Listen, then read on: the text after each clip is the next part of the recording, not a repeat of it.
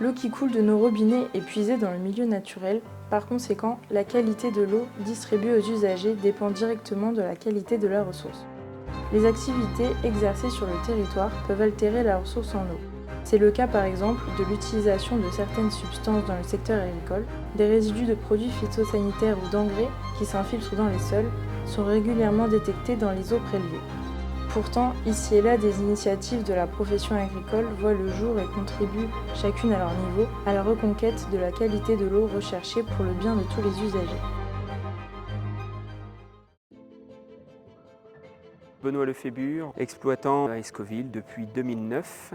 Biocontrôle, on parle de produits de substitution de produits phytosanitaires, dits de synthèse.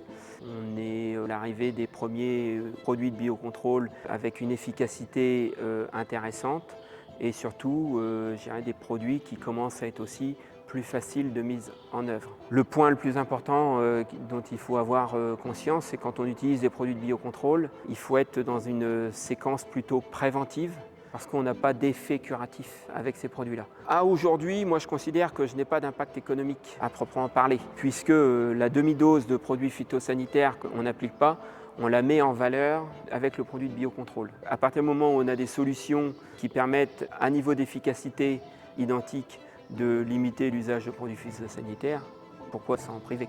Quand il y a des solutions pragmatiques, techniques, qui valent le coup d'être mises en œuvre, il faut le faire.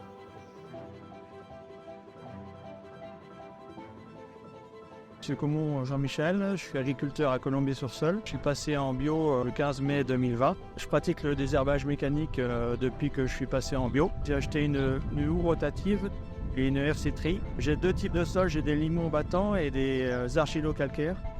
Donc j'ai acheté la houe rotative qui est derrière moi pour au printemps dans les blés casser la croûte de bâton, ce qu'il peut y avoir dans les limons. Et ensuite je complète le désherbage après le passage de la houe par la herse étrie. Et ça me permet de réduire fortement la pression des adventices. Donc le désherbage mécanique permet de réduire pour moi à 100% l'utilisation de produits phytosanitaires.